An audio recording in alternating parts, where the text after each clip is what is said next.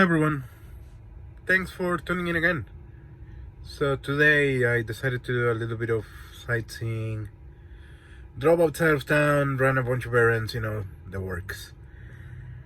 It's been a while since I did that, and the 4th of July is coming, so for that weekend I think that I'm probably gonna take a little bit of a getaway from town again, because I don't want to be in town for the 4th. But anyway, so I want to chat again about all of the chaos and all of the turmoil that's going on in Seattle these days. And so I think that the original intent of the protests, which was to fight and to make a statement towards racial equality, I think that the intent is perfect. It's a cause that anyone can get behind of, right? But I think that at this point, once they started setting up a commune in Capitol Hill, in the nicest place in town of all places, by the way, once they started setting up a commune with these weird manifesto-y ideas behind it, and once they started preaching, all of these mentality that had a lot of communistic groupthink in it, that's exactly where the protests sort of lost their original intent, right? And I think this is pretty sad because the racial equality is something that, well, we should indeed be striving for. But if you taint it with an attempt to switch the United States to socialism, to communism, of all things, you're sort of just throwing it all away, because you're stealing the spotlight from people that actually had reasons to fight for it, to fight for racial inequality. And racial inequality, if there's something that I've realized over time, and I'm trying not to be biased here. I'm trying to not have, too much of a confirmation bias going on. But if there's something that I've realized, is that a lot of times when people bring up something as being a show of racism, a lot of times they're just showing more about how they see themselves in life, rather than factual occasions where you're truly dealing with racism. It's as if what most people think to be racism is just internalized feelings of demeanment, feelings of inferiority that they have internalized, as if they wanted to, oh no, such and such is racist, the beauty standard is racist, I feel inferior. It's as if they were trying to ask, I demand you to remove the mirror that's in my bathroom, I demand you to change my appearance and all that. And I don't think that's a good way to live life, because when you think about it, are there systemic discrimination in some industries and in some domains of society? Well, of course there are. There's always going to be something to fight through, to pull through, to sort of try to work through, right? That's always a given. That's always going to be a given, no matter where you go. And here and in every other reality that you may think about.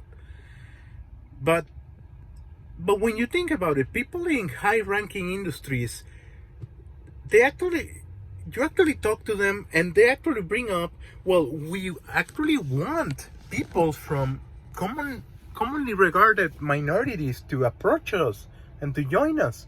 We actually want that to happen. We're actually waiting for them to approach. And if they don't approach, if they don't pull through that, it's because, again, a lot of times people from minorities put themselves apart because they have internalized that inferiority. So they don't even try. They switch off the game before it even started, right? So what I wanted to mention is that maybe it's time to refocus the discussion, because I think that if there's something that I've realized is that, well, society is dictated by a hierarchy. People who are more competent will always rise to the top, and that's a principle that's always gonna be true. It's always gonna matter. And when you come up to me and you argue that, well, there's not such a thing as hierarchy, everything is oppression, everything is a search or a fight of the oppressed against the oppressors. When you told me that, I don't think that's how it works. I think that you're just regurgitating what a teacher told you in university. And teachers told you that because it helps their agenda. It helps their intentions. But that's not how life works. Not everything in life is a struggle of an oppressor and an oppressed.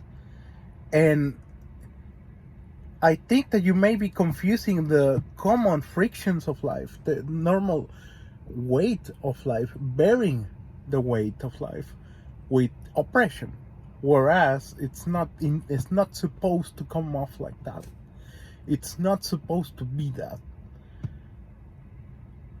If you rise up to the challenge when presented with the difficulties of life, or, oh, did you get discriminated? Did you get shun away in whichever industry or whichever market or whichever regard? If you feel slighted that way, what do? You don't throw up your arms and say, I give up. You persist at it. You pull through it. And you try over and over and over again. You don't start wailing that everything is oppression and demanding the state to solve every problem. Because you know what happens when you start asking the state to solve every problem? You know what happens when you ask the state to solve racism? They will do it, and they will seize every system and every industry imaginable. And then they will set up a fascist regime, like the Maoist regime, or like the worst years of the USSR. That's exactly what happens when you ask the government to solve every problem.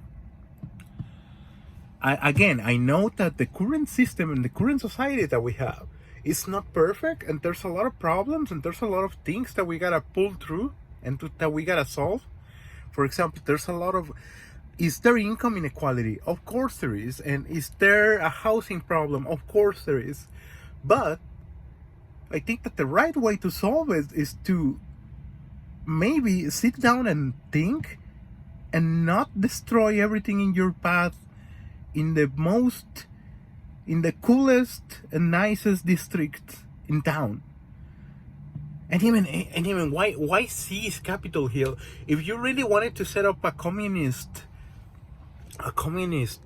farm kind of deal, don't you think that you could get 1,000 people together, ask everyone to pony up $1,000, and then you can get yourself like a freak ton of acres outside of town, and you can effectively move there and set up a commune, right? I guess they don't get prime delivery over there, but anyway. So, are there a lot of issues? Of course there are, and I'm not pretending to have every answer, but I'm only offering my point of view about what we can do, and what we can truly do is to attack this from the point of view of the individual. If you as an individual, if you do good for yourself, if you try good things for yourself, if you try to be an upstanding member of your community, if you try to contribute, if you try to pull through things and solve your problems, then that will eventually get you better places.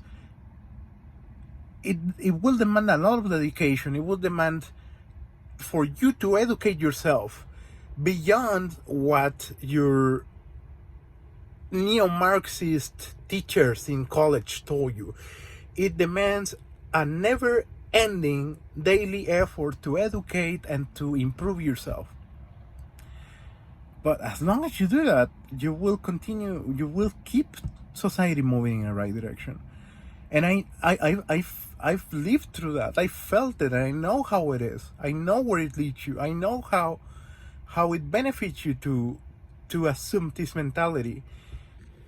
The way that I see life is that there's two different kinds of mentality. There's a mentality where people sort of assume that everything that happens to them is an act of oppression, and they demand everything to be given to them and every problem to be solved for them. Why? Because they themselves don't think that they are capable enough of solving them. And the other mentality is a mentality which understands that yes, there's a lot of difficult problems, but that dares to go out there, that dares to go outside of their comfort zone and dares to try something, try anything to try to solve it. And once they do that, they eventually find a path.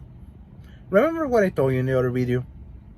My father will always, when he hit a snag in a project, he will sit down and think. He will sit down and try to figure things out, and just hack at it and just hack at it and just hack at it until he managed to pull through. And I learned that out of the huge amount of things that I saw in my hometown. If there's something that I truly think that was valuable education and that truly stuck with me, it was that. So I urge you to think in a similar manner, because I think that this is the least that we can do for ourselves. So remember, two kinds of mentality. One mentality that just throws their arms up and demands a solution, and one mentality that tries to get at the solution. Which path would you choose? So I'll leave you with that. I have a little bit of more driving to do around. And thanks everyone. I hope you're staying safe.